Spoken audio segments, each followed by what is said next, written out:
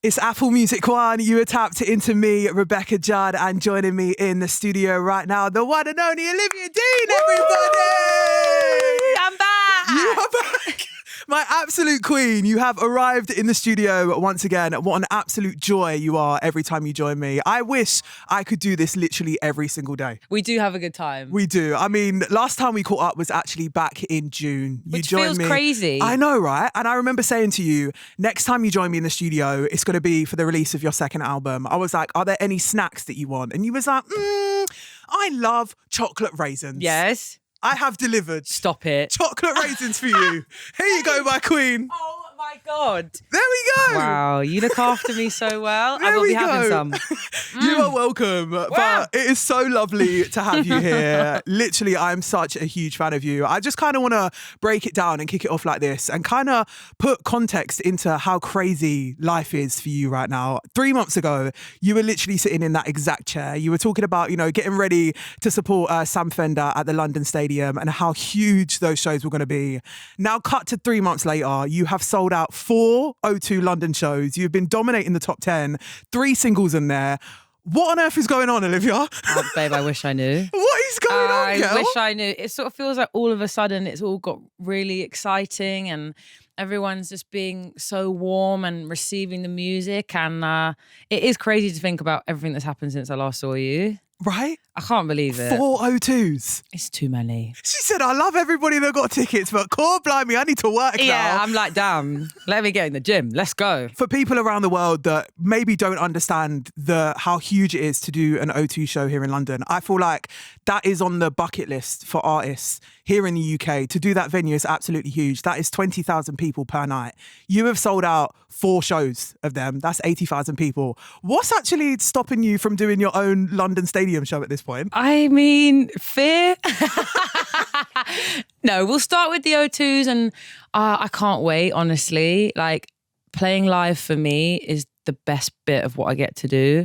And I'm going to just put everything into those shows. Like, it's my dream, like, to build a show in that space and have the opportunity to really realize a lot of ideas that we haven't had the space or like the budget to do previously. So I can't wait for people to see what we're going to do.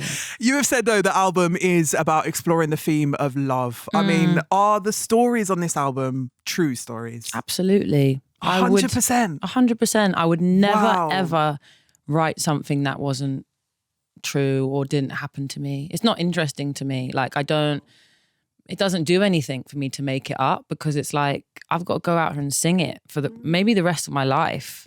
And so it needs to mean something so that I can make it mean something to you. Do you feel like, I suppose with that comes actual life experience? Yeah. When your life is like really, really just chill, are you like, nah, something needs to happen. I need to make some songs. You know what? I wish Somebody- my life... somebody bring me No, up. Rebecca, I wish my life was more chill. Really? Honestly, sometimes I look at my life and I'm like, no way that happened to me. No. Yeah, the material is there, yeah. And I just also feel like to make the kind of music that I want to make, you got to live. Like, I had a real good chunk of living before I came to that 8 weeks, so that there was so much to say and so much to cover. So yeah, my life is it offers the material. That's what I mean, though. People can really tell that you make music from the heart. I feel like that's another reason why we resonate with your music so much, because you can tell, like, you love this music that you're creating. Yeah. Even when, like, you're performing it live, that day seems like the best day of your life. Having the best time. You perform live like every single night at this point, but that one day I'm like, she's having a great time up there. It's an amazing job I get to do, and I get to create and make art and share it with people. And like, I'm not doing it for like, I don't make music because I want to be famous or like because I want to make loads of cash. It's like, I love making music so much. And I just want to make things that last forever, hopefully. And they're gonna. What song would you say has inspired this album? Lots of different songs. I was listening to a lot of Prince when I was making this album. I want to be on stage and I want to be dancing and I want to see people dancing out there. I just think sonically, like exploring more kind of 80s influences, synths and different kind of drum grooves than I would normally look at. Like, I felt like a lot of stuff I was making before kind of sat more in a Motown space, which I still really love. But yeah, I just wanted to try something a little different, and Prince is just just a wealth of inspiration in his discography. 100%. Yeah. I mean, speaking of inspirations, you actually went to the BRIT School. I mean, for people around the world that are thinking, what on earth is that? So it's a performing arts college. It's a known thing that Adele went there, Ray went there, Jessie J, Amy Winehouse, more recently, Lola Young as well, of course, yourself. When you were at BRIT School, was the plan to always be a pop star?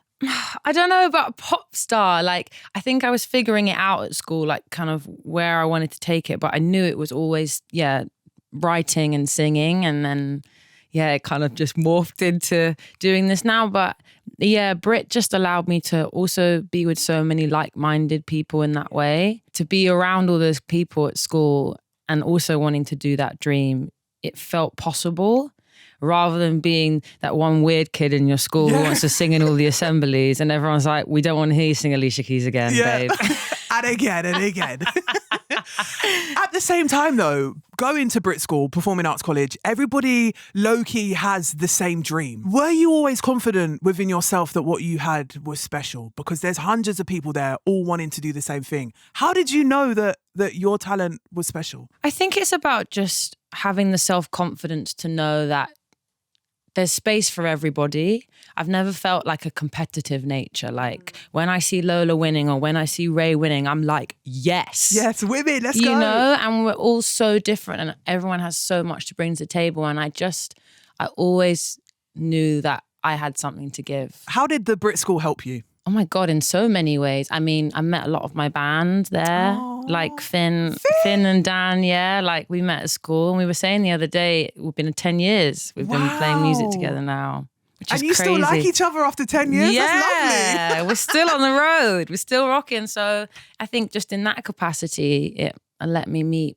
amazing musicians and, taught you about the industry a little bit. And from the smallest things to how to coil a cable properly, how to be a good band member, production. They had like a production suite or just all sorts, like all the things you wouldn't think about that you need to know going into the industry. Yeah, it's an amazing school. Do you know what? This leads me nicely into this next part of the chat. Now, every time you've come into the studio now, we've caught up quite a few times. Every time you come in, I'm like, I absolutely love you. I love everything about you. You know how much of a fan I am of you. We're gassing each other up. Yeah. I love everything about you. But there's so many people around the UK and the world that are proud of you. And today, during this chat, I've actually got a few surprises for you. So if you no one's coming in, don't worry. If you look down at your iPad right now, somebody wants to leave you a message. Oh my God. Hi Olivia, it's Mike Offen here, your old form tutor. Huge congratulations on your new album. I had a really surreal moment the other day where my new tutees were talking about how good Mine I Need was. They were so shocked and excited when I told them that you used to be a member of 10 MOF and you just sold out the O2. Massive congratulations again. Hope to see you soon. Hi Olivia, how are you? Stuart Worden here, BRIT School. How's it going? Here we are in the OB where you used to sing only a few years ago. Oh. We are wishing you all the best with The Art of Loving. The tracks we've heard are amazing. We can't wait to hear the rest of it. You are extraordinary. Hopefully see you at the O2 or in Selhurst. You're trying to make me cry Always today. BRIT, Olivia. How cute, everybody! That is so cute. Does that put stuff into perspective that because life can be so quick-paced, when you see messages like that, how does that make you feel, Olivia? I feel so emotional. Like Mr. Offen, was my form tutor. Oh. And me and my best friend Rosie sang at his wedding. Really? Yeah. And oh my gosh. I feel really emotional. That was such a developmental time for me in my life. And I really struggled in the school I was in before. And I never felt like I'd found my place or my people. And I really stepped into myself, with the help of those guys. So that is so really lovely. sweet. You performed at his wedding. Anniversaries now. You need to tell him the price has gone up, B. I done it for free then, but it's changed, bro. Listen, the price is up. No. But if we look back to your first album, it was called Messy. Mm-hmm. Do you still feel messy? You know what? In some ways, not really. I feel like I've done so much work on myself and got my life a bit together since I wrote that album. But I think also, yes, at heart, I'm still kind of a mess, but I think that I'm owning it now. Do you feel more in control now? Now that you know, when you got your debut out, did you feel like, okay, now I know what this process feels like, I'm going to have a little bit more fun with the second one? Yeah, I think sometimes a second album, people say there's a lot of pressure and it's a bit scary. And I was just like, oh no, I want to have even more fun this time. And I just took that pressure off myself. And I was like, you know what?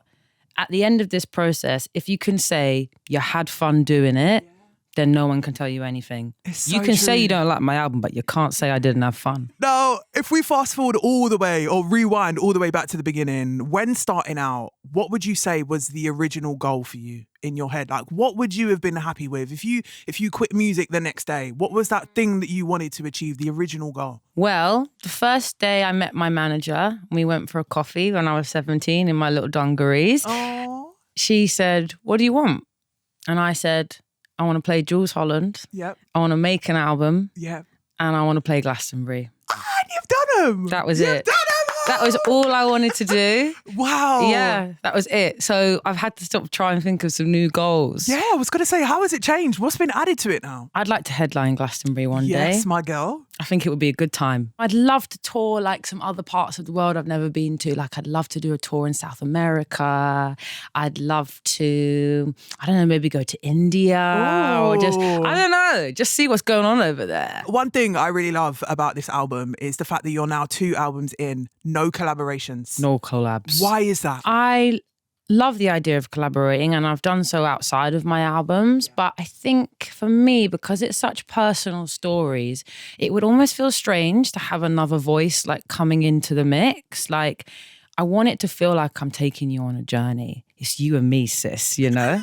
You, me and these headphones and we're working through something. You're like, come along for the ride. Exactly. Pop in. And I just think, at least for these 2 albums, it just hasn't felt sincere for me to have another voice in that way. Who knows in the future? But I think I'm still trying to establish my own voice, and it's important for me to do that. I mean, outside of your albums as well, you don't collaborate that often. I feel like that's definitely a choice for you because right now you must be getting requests coming in left, right and centre. What makes you actually want to work with someone and collaborate? Is there anything that stands out? If I think they share a similar passion for music. And I also, if I like the music, I find it weird sometimes, I don't know, people collaborate and stuff and it's like, do you want to do that? Who else, what's going on? So I just think if it makes sense, you know. But yeah, all the collaborations I've done have been really amazing and I'd like to do more in the future, but only if it really, really felt right. Yeah, I mean, like you mentioned, you have dabbled in collaborations. Rein Me In with Sam Fender absolutely went off. The one that I really, really love is The Hardest Part with Leon Bridges. Aww. What did he bring to that song and how fun was it to create with him? For me, that one was crazy because I'd been a huge fan of him before, like Mr. Offen, when those times when I was that age, like I'd be doing up cover Leon Bridges songs with my friend Rosie. Yeah, that one I just didn't believe it was going to happen. And I remember the day when the MP3 came through with his verse on it and I was just sat there like, I can't believe he's singing lyrics that I wrote. What's going on? And then I got to meet him and we got to sing it live together in New York. And that was the first time I'd ever sung in America like that. And I was so nervous. I was backstage and I said to my manager, I can't go out there. She said, you have to. Well, we're here now. You have to. I said, I can't go out there. I can't go out there. Don't. Yeah, that was like the one time I've like almost not gone on stage because I was so Wow. nervous. Yeah. I mean, I did mention earlier on that I do have a few surprises for you. If you look down at your iPad again, there should be a lovely message for you, Olivia. Oh. I just want to say congratulations on your second album.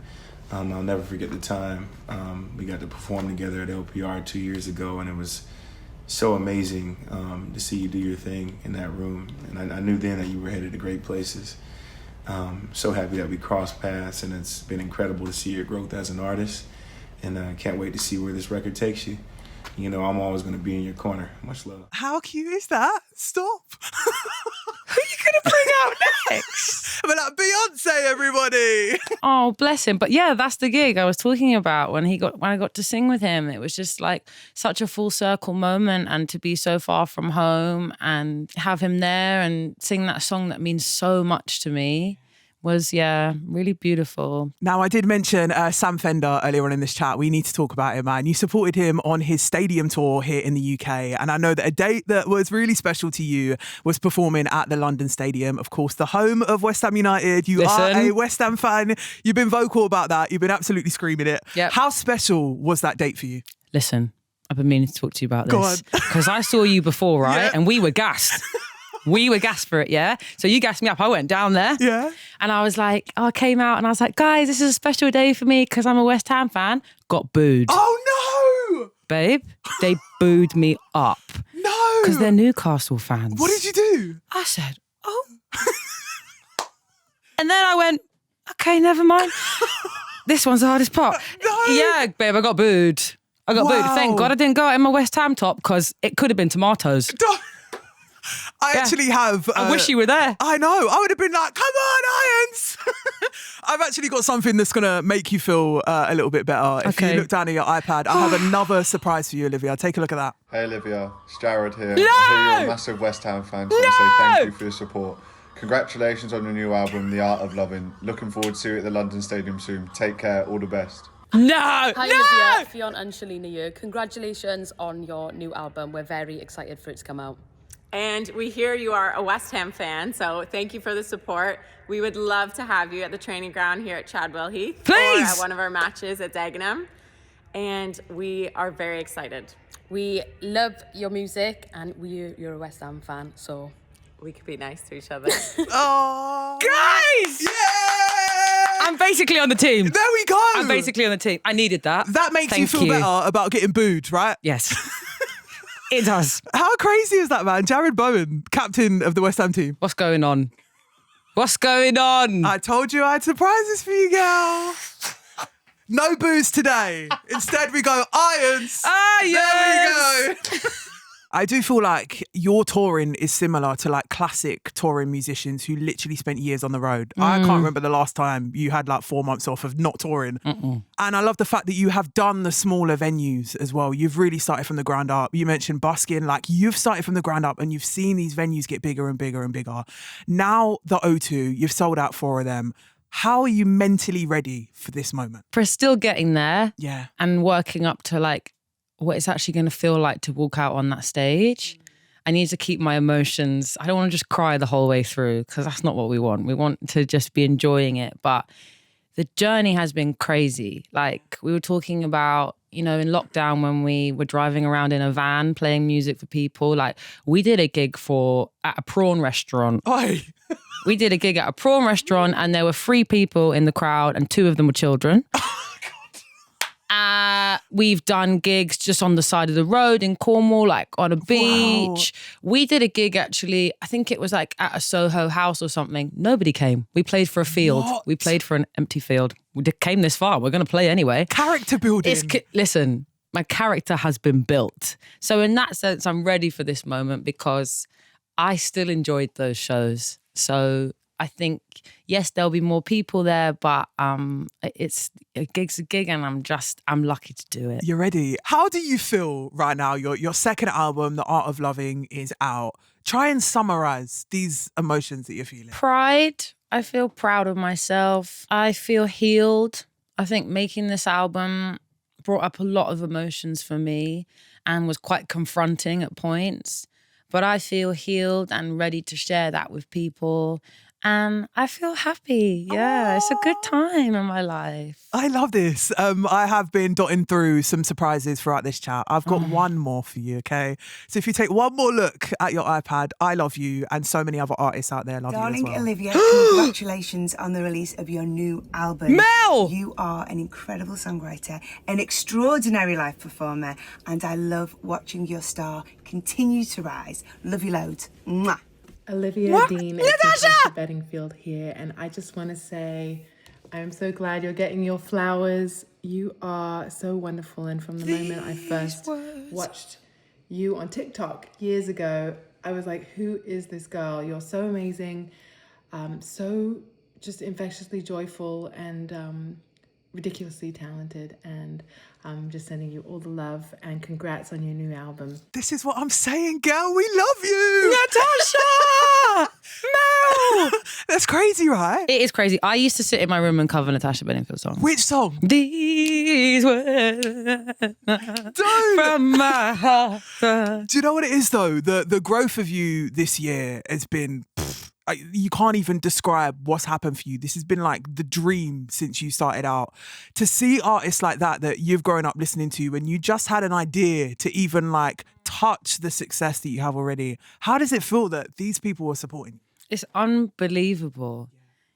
It just makes me believe that like anything can happen in life if you work really hard and just keep working towards a goal and working towards it because you love it and for the right reasons. Like, you never know what could happen. That is crazy. Do you know what though? If you were to scroll through like your Instagram comments, the people that are in there showing you love is mad. Like Naomi Campbell. No, don't even get me started on Naomi Campbell. Like, she's a huge fan of you. I saw her the other day at the Burberry show, and I was sat there and I could see her, and I was like, okay, after this, I'm going to go and speak to her. I'm going to work up the courage and I'm going to go and speak to her. She came over to me. Did she? And she was like, gave me a hug, and I was like, you've got to come to the show. And she said, I'd love to. And I was like, I can't believe this. Like, I have a book in my room that's just like Naomi Campbell and like, you know, images from her career, and like, she's such an inspiring, like, just Black female role model for me. So to feel that love back is, yeah. What other moments like that have meant a lot to you? I mean, Elton John. Yes.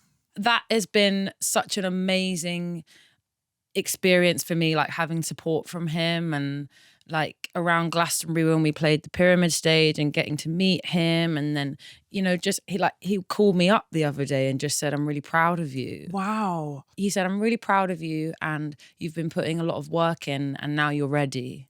That's so sweet. You don't have to do that. Like, he is just, his finger is so on the pulse, and he's so supportive of young artists. And I think that's amazing. So that's been pretty overwhelming. How do your parents feel? Like, in their mind, are you just their daughter, like, go do the washing up, love? Or like, how do they feel? I think they're just like, just proud. Like, my mum is so across it. Like, every show I do, like, she's seen it. She'll text me, she'll be like, love this dress tonight, babe. Oh. She was like, then you looked cute, like, hope you had a good time. And then she'll be like, yeah, I was really feeling that one, babe. I'm like, thanks, mum. Wow. Because you know what, like, when moments happen, like, obviously times have changed from when our parents were younger and stuff. They may not get, you know, the Instagram followers going up, and if you got this many followers within a week, like, but when they see people like Elton John supporting you, is that when they really understand the levels of what you're doing, when things like these happen? Yeah, I mean, that's the kind of stuff you can't even really imagine happening. Like that, it feels like kind of far-fetched, you know? Oh my God, it is crazy, the Elton stuff. Like, I remember when the Rocket Man film came out, I went to the cinema by myself to go and see it. And like, to think that, you know, he would call me up on the phone now. It's like, I don't really know what life is. I need to paint the picture for me though. Like, you're sitting there, what was happening? This is actually a really good story. Go on. I went camping with my mates in Wales. I'd just woken up, I had a little grill on, I was making sausage and beans. Love that. I get a text from someone on my team and they're like, expect a call from Elton John. I said, excuse me. Okay. What? Then my phone rang and I was like, guys, sorry, Elton's on the line. What? Yeah. And then I just sort of walked off to the side and spoke to him. And then I came back to the campsite and I just fell on the floor and collapsed. And everyone was like, are you all right? And I was like, no. Did you carry on making the sausage and beans? Yeah, and then I had my sausage and beans. That's what I'm saying, man. You're so grounded. But, you know, I really hope that moments like this continue to keep happening for you. I would love to know, like, some of the, you don't have to say the hardest things that you've been through, but what are some of the things that you wish you know now? Gosh, I've learnt so much. It's definitely been a roller coaster. Like the last 10 years, when I think about when I first met my manager, or when I first put my first song out, and all the things we've been through, and like amazing, but also really hard moments. I think that I've just got really good at trusting my intuition. I just trust myself. I know when something's right, and I know when it doesn't feel right. And I do way less stuff that I don't want to do now. Like, I don't really do anything I don't want to do. I just eat chocolate raisins and I just make music. And I think that just being consistently yourself and authentic and making stuff that you love always pays off. And people might not get it, and that's okay. But I feel like I've really always stayed true to myself, and I've never done anything to follow a trend or like get an immediate viral hit or like, you know, I've just been myself, and I think I'm proud of just sticking to that. Yeah. I mean, you've really been blessed with great people around you. The best. I have the best team. I have the best band, and I get to work with amazing people, and I would never sit here and be like, I do it all myself. Like, it takes a village to make things and put on a show and, you know, make an album, and I work with amazing people. Yeah. What would you do if you got a #1 album here in the UK? Oh my God. Me and my manager were joking we're going to get our belly buttons pierced. How is that the celebration? That is so funny. Anything else you think you'll do? Any holidays? Treat us off? No. I don't know. That's just been the joke. That's what we're going to do. I don't know. I haven't thought about it. Yeah. Belly buttons pierced. That's so funny. I want to round off this chat with the final song on the album. Olivia Dean, I've Seen It. Why did you want to round off the album like this? I think it was important for me to leave the listeners on a note of reminding them that perhaps maybe romantic love isn't the forefront of your life right now, but love exists in so many forms. It's in your friendships, it's in strangers, it's in your parents. And I think that, gosh, getting emotional, there is so much love to be shared. And in the world right now, I think we need reminding that it's all around us and you just need to look for it. It's so beautiful, but I definitely feel like people around the world are finding the love when you continue to make music how you're making it. We love you, girl. It's been an absolute pleasure. Thank you so much for finding time to come back through and have a chat with me. I am so proud of you. The Art of Loving is out. Do you have any last final words, babes? Just enjoy it. I made it for everybody to enjoy, and just sit with it and see what you think. Olivia Dean, everybody. We love